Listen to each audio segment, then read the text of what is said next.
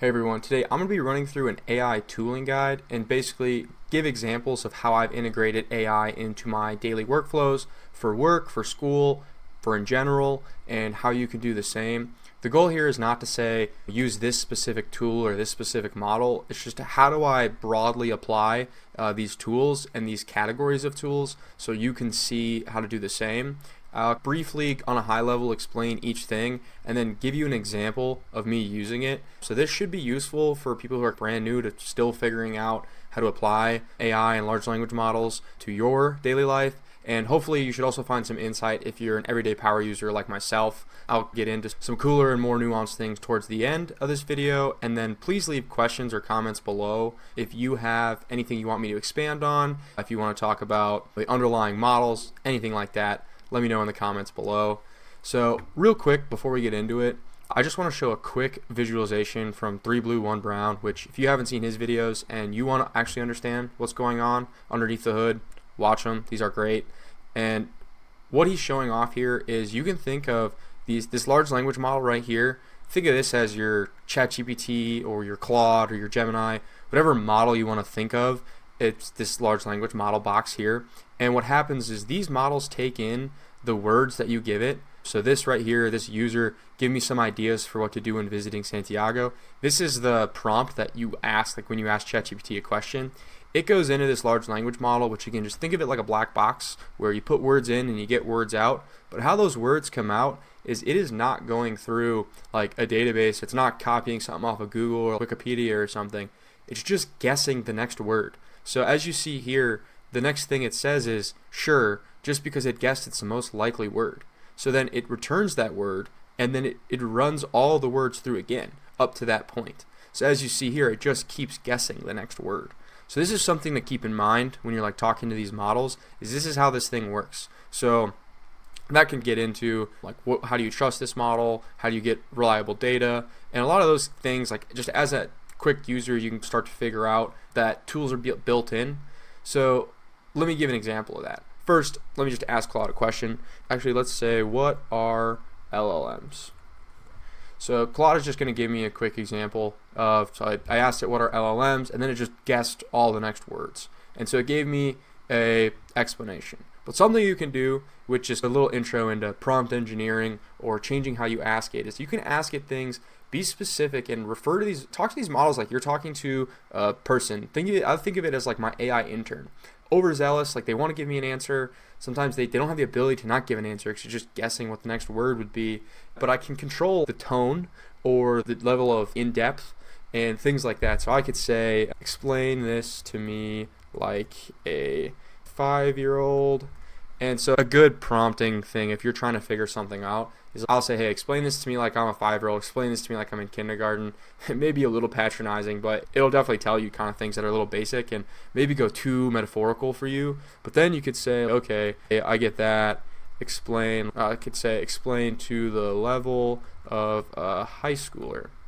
So this could maybe start introducing a little bit of math, maybe give me some basic. Yeah, okay. So this right here is talking about, sorry, it's moving quick.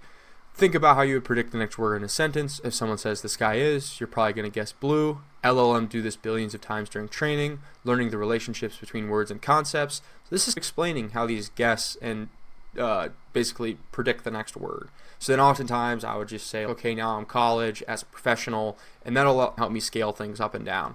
The other thing you can do is say, you don't know about these LLMs and this doesn't make sense, you don't have a computer science or STEM background, give me something that like I do understand. So explain this to me in sports terms. So, oops, put an extra bracket in there, but hopefully it should get over that. All right, it does. So here, now it's going to give me an analogy to sports. So if you're ever trying to learn something and you want it more relatable to you, just say, explain this to me in my domain, and it can do that. And then some other quick tips, and this is not specific to Claude, this is to any model, ChatGPT, Gemini, Grok, whatever you want to use, open source, all of them work similarly. And some other things you can use is, one I use a lot is the words be concise. So if I say explain LLMs, and then I'll just say period, be concise. Be concise actually shortens the response a lot, like you'd guess what the word would be. So here at the beginning, I said, what are LLMs? I guess the wording is a little bit different. But again, it gave me a much shorter answer. So something else to address with these models is right now we were just talking to that black box, and that black box has a training cutoff date. Basically, when did they build this large language model? And that was referred to as like the pre-training date. Like ChatGPT, it stands for Generative Pre-trained Transformer, and the generative part means it's generating text. That's what this like loop where it guesses the word is, it's generating it. Pre-trained means it has we did all this math by the labs did by scraping information of like human conversation and books and stuff they found on the internet, and they put it into a file, and that file is like our black box that's able to do this math. And that cutoff date, it doesn't mean new things are in there. So if someone if OpenAI trained a model and they trained it in 2022 and something happened in 2024, like the Super Bowl that's happening today, it wouldn't know about who won the Super Bowl in 2024. It just wouldn't be able to guess that. But we can fix that, and you can ask things like, I could go to ChatGPT, well, the Super Bowl hasn't been played yet, but I'll say who is playing in the Super Bowl? And it's now smart enough to figure out to search the web. So you see here it's saying searching the web. So it looked this up and was able to tell me because OpenAI built in these tools that give it the ability to do that. So the actual, the GPT, the generative pre-trained transformer, the transformer part, that's just like a large language model is like a transformer architecture. So the actual black box, like LLM, didn't return this answer. They had a tool built in that searched the internet to give this information, and then they took that information and they ran it through the black box for it to return this to us. So that's something to be aware of if you're asking current date questions and it seems like it's just not giving you the answer, or it doesn't say it's searching the web. You have to say search the web. So ChatGPT here, it has a button this is search, so it's searching the web for you, so you know it's doing that, but it won't always automatically do that. So actually, let me go back to Claude and give you an example. So Claude has something called artifacts, which takes what you have and puts it into a document that you can view. But I asked it for these descriptions and it didn't put it in one. And this would be the same for if Claude didn't hook it up to search the internet yet, but same type of logic here. So I could say, put this in an artifact. And for ChatGPT, it's called canvas. So I could say put this in a canvas. So let me go, well, that works. I'm going to go back to Claude here. I should keep the explanation or conversation that I did since artifacts are best used. Okay, so this wants it to be longer. Okay, give me a in-depth. Okay, let me actually show you another tip. I don't normally type this much. I actually just use voice typing. So on Windows, I'm going to hit Windows H, and that just automatically started working. But I can just quickly actually talk my text. In Mac, I don't know the shortcut, but there is software called WhisperFlow on Mac, which gives you an LLM that kind of fixes up the ums and stutters. I've been too lazy to find one on Windows. I've just been using this. So I'd say, give me a longer description, then put it into an artifact. Okay, I'll search that. Well, this is going. I'm going to switch back to, actually, I'll just show you. So boom, here we go. Here's our artifact, and it gives me a document here that I can change and play around with. It's in Markdown formatting, but I use that all the time. So ChatGPT did the same here. It gave me this canvas, and it's cool because now I have the chat here on the left and the document here on the right I could play around with. And so that was an example of function calling and prompt engineering. So the next thing we want to talk about too is, so these frontier models is Anthropic's Claude, OpenAI's ChatGPT, Gemini has their different types of models, and Grok is in this boat now at this point as well. Perplexity is another awesome tool that I use. Earlier on, ChatGPT, you weren't able to use this search GPT function. So Perplexity was a tool that I use a lot. This is something you can choose to use if you'd like. I actually use Perplexity more than I'd ever use Google at this point. They basically deem themselves an answer engine. So let me think. This is a good question. I could say, what are good uses for Perplexity? So now it's gonna search the internet for me, and the nice thing is Perplexity really shows me these sources. So these are the sources that they used, and it will give me an answer here with citations that I can check on. I could say use more credible sources, and it should find me something. I use this a lot for like if I'm doing something for school or work, I want to check something. Maybe I don't want to check on Reddit and I want it to use more credible sources. Still using Wikipedia. This is something you got to play with, but this actually did not do a great job, but always check where these sources are coming from. That can help you validate things. So the next thing I want to talk about is a multimodal model. So multimodal means there's different modalities, and a modality would be like text or audio or vision or image. So for instance, if I go into ChatGPT 4.0, and the O stands for omnimodal, so that it can do multiple modalities. I can take a picture, let me just drag and drop a picture here. So I have a picture downloaded, again, in the Super Bowl theme. We have this Super Bowl logo. I could say, what is this picture of? So it can grab that picture and it can explain it to me. So some models, you can actually see here that there's different tools and abilities built into these different models. We could have a whole nother video talking about models, but GPT 4.0, because I used Canvas, I actually can't use any of these other models, but multimodality is a few of these models can do images, but here it can check this image and talk about it, but I can also generate images. So like ChatGPT uses DALL-E, Grok actually uses Flux model, which is really good. So let's give Grok a go here. Say generate me what do we want? Let's say generate me a Super Bowl logo with 2 new NFL teams. Let's see if we can just make it. Okay, here we go. So this is an example. ChatGPT can do this. So a lot of, again, like this isn't necessarily an advertisement for any one of these tools, but you can play around with asking different models for different things, and you can figure out quickly, like, I'll go to Gemini here. This Flash 2 model, I actually know that it can't search the web, but I'm going to ask it, can you search the web for me? And it'll just say like, oh, I can't do that. So, I do not use this to get this information.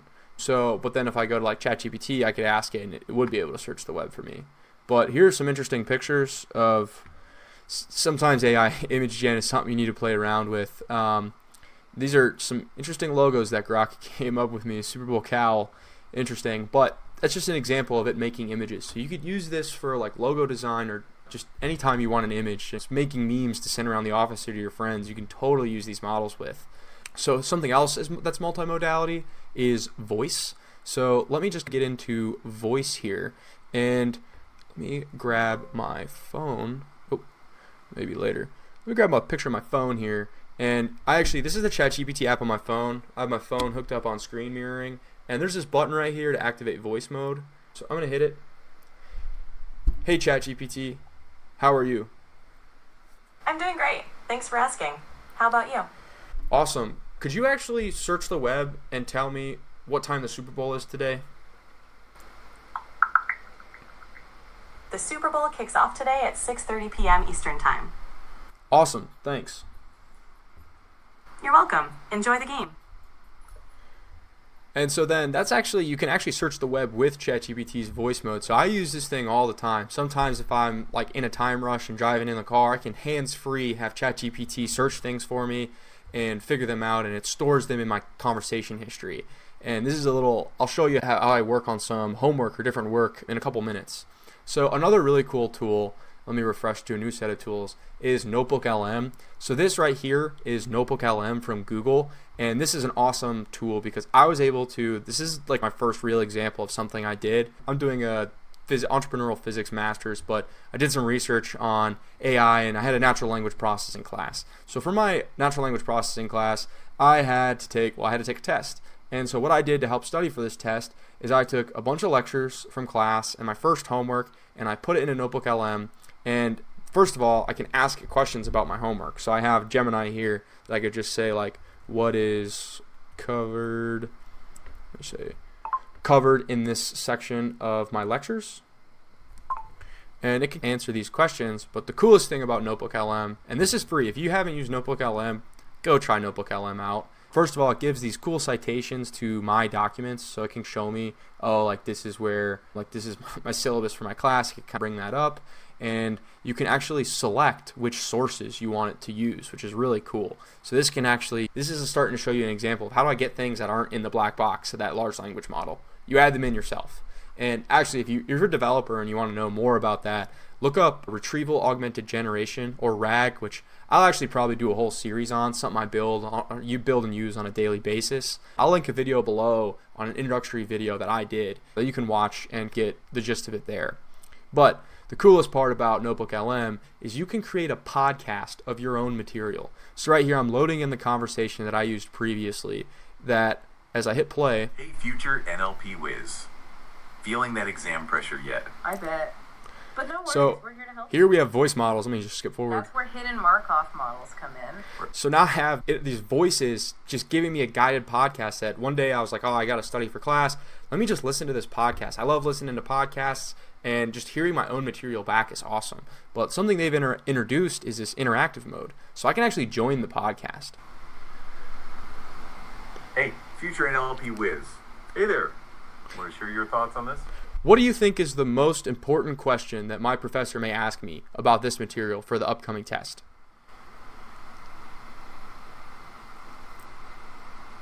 That's a great question, and honestly, it's tough to say for sure.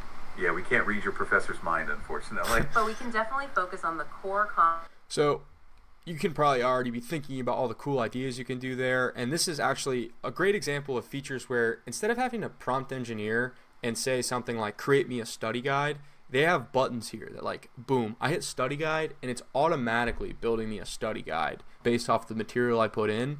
And then I could take this study guide and add it to the generation of this NotebookLM podcast. Then I could call in and ask AI to explain to me my homework. So I do this all the time. But actually, let me show you how to make this even better and automate this even more. And that's using basically agents. And what agents are is, it's funny, I have a Google account named Caden's Agent, which I actually use to automate some of this.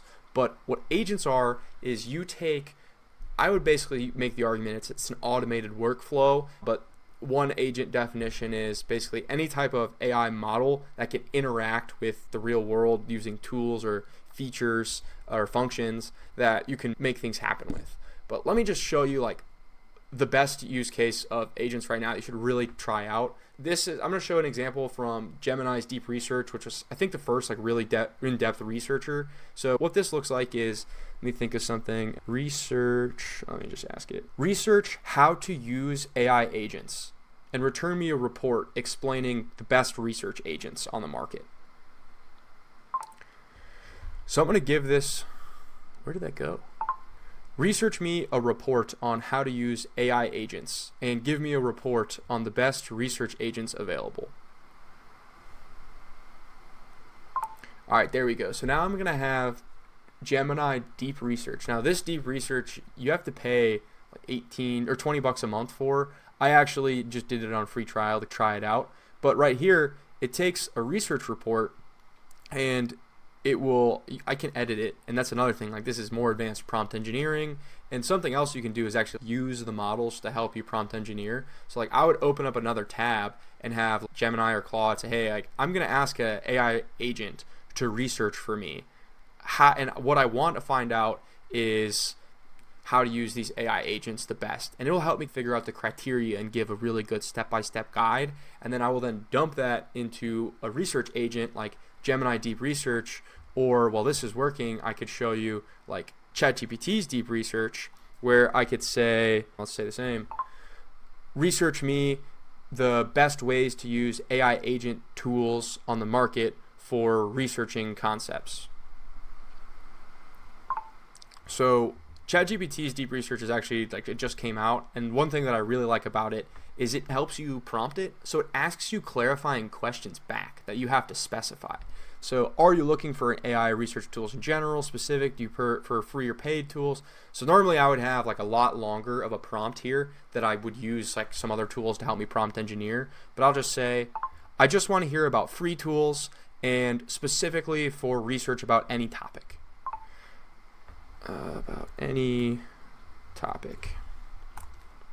So again, I would try to give much better information here, because think about this like you're having someone go to do this research for you, which is basically literally what's happening. So you want to give them the best ability to succeed for you as possible. So really explain what you want. Be super specific here. and like use models to help you with that. Like you could go open up a ChatGPT tab and say like, this is what I want to get done. Does my message make sense? And some of my favorite prompting is like, if you're doing something with ChatGPT or Claude or any model, say like, are you sure? And then it'll re-explain it or check it for you. So while we were talking to ChatGPT deep research, Gemini's still working for us. So it's looking up all these different websites and it's going to compile us a report. So as both of these tools are working for us, let's go check out an example of how I did this and how I applied this for school. So I had an assignment where I was supposed to, for one of my physics classes, we were talking about, well, it's entrepreneurial physics class. So we were actually talking about the process of commercialization from when a technology was patented to when it was successfully commercialized. So the questions I had to answer was, how long does it take to commercialize a breakthrough discovery? And what fuels this commercialization? And then I had to take that information and give a slideshow presentation back. So what I did is I had one report here done by Gemini Deep Research and one report here done by OpenAI's Deep Research, and I had prompt engineered both of those to really get it in depth and explain my thinking. So like my area of what I wanted to hear about was like NLP and AI. So I explained it to do that. Then I actually had ChatGPT 4.0 here actually compare the two results. Here's a little quick head-to-head. The overall view here is they actually both did pretty good. I have a comparative analysis of the two reports. They actually, I think I'll just skip to the conclusion. Both of these two reports, I think the generative AI one was ChatGPT's and the AI-driven software was Gemini's. They were both on par. I actually had given them a little bit different of prompts because I wanted them to cover everything. So it actually was perfect to have both of them. So what I did is I wanted to actually like talk through this material. And also the other thing that's really important to me and something that you can see is really important is anytime you're doing anything, it's like where your information's coming from and that you have citable sources. So here I actually said, write up a document that concisely answers both of the questions from both reports. Be sure to use source citations. I use capital letters if you really want this model to hear you. So then it came up with a report here. It was pretty good, but I was like, okay, let me iterate this on a little bit more. So it talked about, I actually really wanted to hear about mixture of experts. I think I prompted this a couple times, but something else to keep in mind, if you ever get something wrong, you want to actually go up to your old message and edit the message and then resend it, because anytime a model is like saying something wrong, you don't want to keep trying to correct it and keep going, because your conversation is what's referred to as a context window, and whatever's in your context window is what's put into that large language model, your black box. And if something there is wrong, it's going to make it more likely for you to get more wrong and more wrong. So it's like an exponentially growing error. So if something's wrong, don't just try to correct it. Go back up and like get it out or start a new conversation, because it will just make things worse. And it will lead to just terrible hallucination. And that's the technical term for like things being made up. But what I actually did was like while I was trying to figure out this documentation, I actually see here I started a voice chat. So then I was trying to say, chat, are you there? But then I actually had a voice chat with my model. And what I can do here is pull my phone back up. So let me find this chat. Where is this chat? Okay, commercialization, generative AI. So I'm going to put my phone back up here. So this was one of the chats. So I had followed up at the bottom of this chat with a bunch of different things. But let me go here. Can you summarize what we talked about in this conversation? Sure. We explored the timeline for commercializing AI breakthroughs, from early AI milestones like Turing's work in the 1950s to the rapid development and commercialization of large language models in recent years. We discussed key periods such as the expert systems era in the 1980s, the rise of machine learning in the 2000s, and the recent explosion of generative AI and LLMs. We also highlighted how factors like funding, computational resources, regulatory environments, and market demand influence the speed of commercialization. Finally, we noted the role of frontier AI labs in accelerating this process, and we included an annotated bibliography of trusted academic sources for reference. All right. So what I actually was able to do here was I have a 40-minute drive from work to school. So on my commute, I had this voice chat going in my car where I put those two documents in and we iterated on my homework. So I asked it questions and I actually had it read me back the report. So you can see I said, wait, hold on. So you can see here me prompting. I'm like, hey, stop asking to continue, just keep reading. Because it would say like, oh, do you want me to continue? And okay, boom, see here, now I said, can you see the 2 documents that I put in this chat? Read them to me. So I had to read me the reports. I iterated with ChatGPT back and forth a few times. And then what I did, I don't know if this whole chat's showing right now because I just was tweaking in it. But eventually what I did was like, okay, let's break this down into slideshows. So I had this kind of breakdown into 3 different slides where I could talk about my timeline to commercialization, my factors fueling commercialization, and then how I wanted to present this. So then once I got to school, you can see here, I think I started asking a few other things to put in and thought through my process. Another thing here that I want to point out, because I'm showing how I use this to do my homework, is I would make the argument, it's not cheating on your homework if you're using AI tools to brainstorm and think through these things like you would anyways. Because what's different than me Googling the same thing, than me asking this to Google it for me? You just have to make sure to check your sources. So for instance, what I did next was I took my ChatGPT window and I copy and pasted the slides that I had worked with it because I wanted to talk about a few different commercialization softwares. So autocorrect, predictive text, IBM Watson, transformer architecture, and then mixture of experts, which actually was commercialized first by ChatGPT 4.0, but I had on this slide, like this is what it was. So that's an example. I missed something. But I have these actual citations in here and I went and I checked them. So when you're using AI for things, like make sure you check the work. So what I did was I was able to put in these citations that me and ChatGPT worked on in a Google slideshow. So now let me show you another tool that actually, this is called Gamma, and there's other like presentation editors out there, but I actually just took my slides and I put it in Gamma, and it just instantly created this slideshow from that. So actually, let me show you an example of Gamma AI. Let's go to Gamma, and I'll just show you what this looks like. So here's a presentation that I had when I was running the quantum computing club at Case Western, where I went to for undergrad and my master's. We have here a recap of our semester for our club. Regardless of what this is, it's just a blank slideshow. Like I was lazy. I was just trying to get this done for a general body meeting. But now hold on. I don't want to create a brand new one. I want to import file, and I'm going to I downloaded that slideshow. Should be able to drop it here. Okay, that's not what I wanted. No, cancel this. Upload a file. Browse files.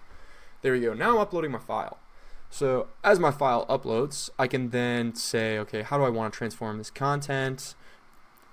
I'm gonna leave that. I'll let it be a presentation. I'm just gonna go with these default settings.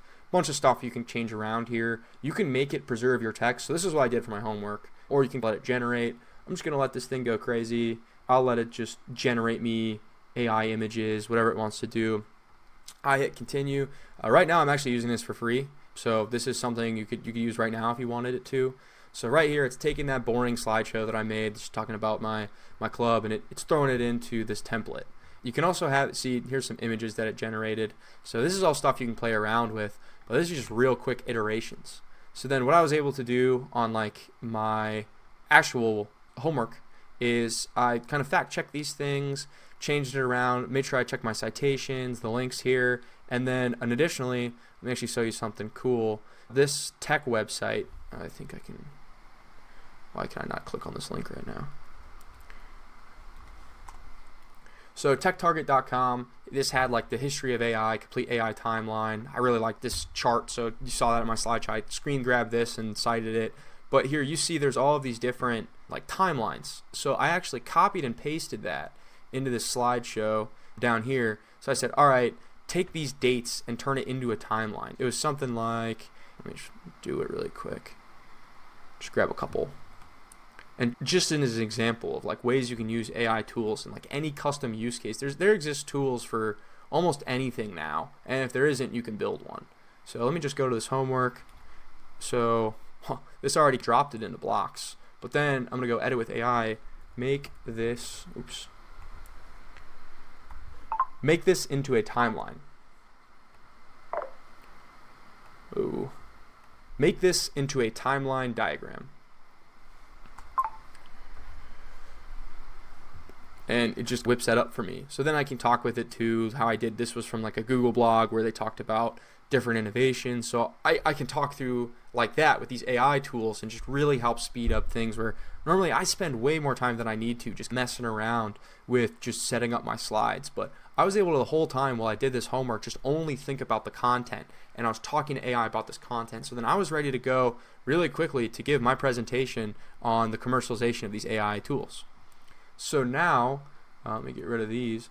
This whole time while I was talking about this homework pipeline, Gemini was working for us, and Gemini, interesting. So here was our deep research report on AI agents, and so Gemini gave us back a long list of a report with many citations linked here, a nice table that I could read back, and it would tell me how to use these AI research tool guides. And what's really cool about Gemini is you get this button, open in Google Docs. I'm a big avid Google Doc user, and this will just bring your report straight into a Google Doc. Seems to be taking a moment here. Here we go. So now, boom, my report right into a Google Doc. And what I mentioned earlier is with Gemini Pro, you get like help me write in Google Docs. So this feature's not amazing, but let me just show what an example. So let me highlight here, and I could say, hey, make this more formal, and Gemini will start working, and I can use this AI tool integrated in. So like Copilot's going this route with the Office suite. Really, like as these LLM tools are getting commoditized, anyone with any infrastructure is integrating these tools. So this is just an example of like, hey, this is what's to come for basically all platforms you're using. And that's why I'm not trying to sell you like, hey, use Gemini, use ChatGPT. I just want you to know what's coming with these tools and how you can use them. So actually one of the downsides with this Gemini thing is like, say I really like this key insight thing that it changed. I have to then hit insert and just like puts it below. So I still have to manually go back and change it. But we can see where these things are iterating towards. I'll just go check ChatGPT now. So here is my deep research report done by OpenAI. So here's best free AI tools for researching any topic. But then it's like what I would do in this case is if I wanted I'd just copy it and put it into a document. That's how I got the PDF I used the last time. It's still an awesome report. It's got the citations, it links its sources. They also have like a copy button. So let me just go to the bottom of this. Okay, I don't want to go to the sizes. But I'll go into here and then, oops, let me not copy blue. Hold on, format, clear formatting, paste. All right, now here's our OpenAI report. Again, cited, great report. These are normally worth reading.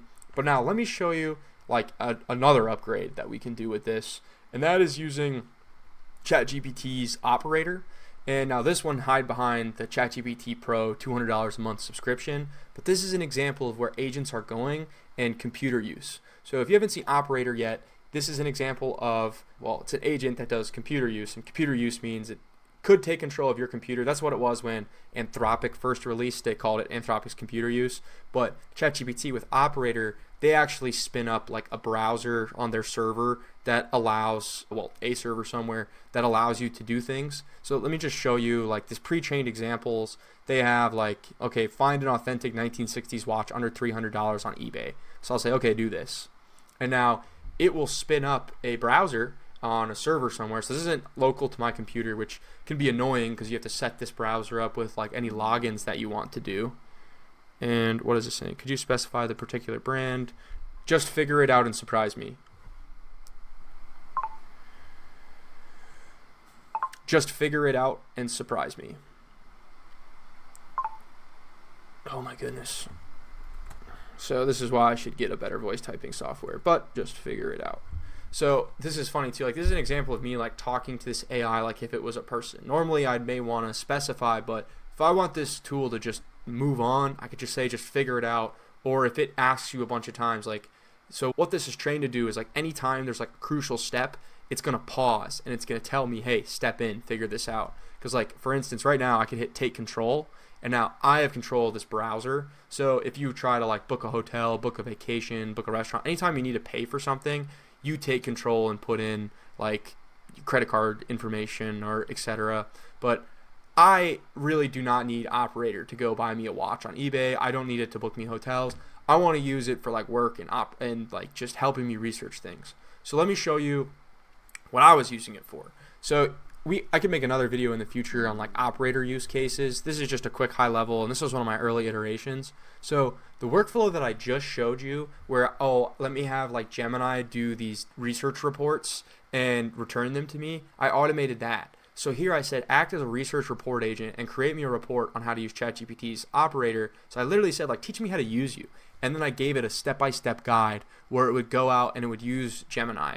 It's actually why my Gemini login was Cadence Agent, because I made a separate Google account and gave it the credentials. I didn't want to give it my main Google account, so I made a Google account for my agent that was then able to go use Gemini and give me reports. And then the other thing I like to do was after you make this report, review the report and tell me what you think about it so it can give me a quicker understanding. So as this thing works, it takes screenshots of what it does, and so you can refer to it later. So I actually had this thing use DeepSeek to help prompt engineer. So it went into DeepSeek, or maybe this one had problems with DeepSeek. I had a bunch of different versions. So this is all the agent here. And it created a report on how to use operator. It researched the report, and then it took the report and it put the report into a Google Doc. So here's this Google Doc, and you can see like it's not perfect. Like it actually, I made this mistake earlier when I was copy and pasting. I forgot to clear the formatting. So then its review is all in this like blue text, like the hyperlink. So I actually had this iterate a few times. Now generate reports. Okay, so I actually had asked it. I'm like, hey, what types of content would be useful for these AI agents? So I was using this thing as my researcher. So I had an agent using agents to help me get a bunch of research reports. So I told it like figure out all of these research reports and start creating them. So it went and it made a bunch of reports in my Google Drive. So the other thing I did, let me show you some of these reports.